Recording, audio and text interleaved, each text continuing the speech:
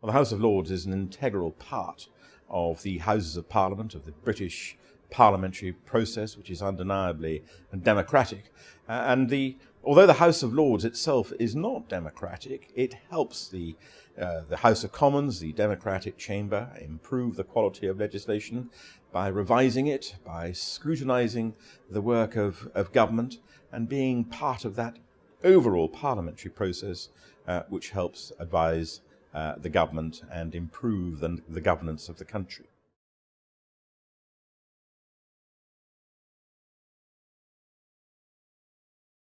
Scarcely a week goes by when the House of Lords does not make an important contribution. Over the last 18 months, under this coalition government, the House of Lords has defeated the government nearly 20% of overall divisions. And of course, the most important thing about the House of Lords is the government does not have a majority. It only manages to pass legislation by striking agreements, by compromising. And so from that point of view, the influence that the House of Lords has is extremely important.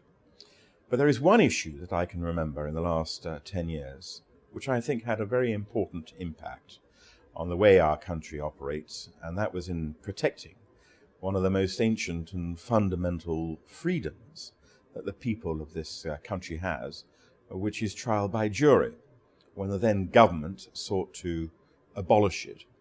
And it was the House of Lords that stood up and said that this was a right that should not be abolished.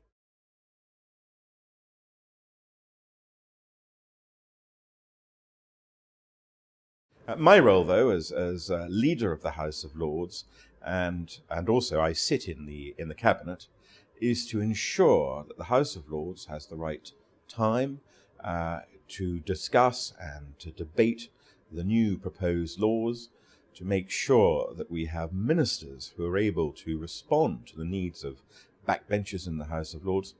And one of the very rare things we have in the House of Lords, rare in terms of almost any other parliamentary institution in the world, is that every backbencher is able to put down an amendment, insist that it is taken, can make a speech, and has to be replied to by a member of the government. This is an immensely important thing, but it does take time, and sometimes the use of time is very frustrating.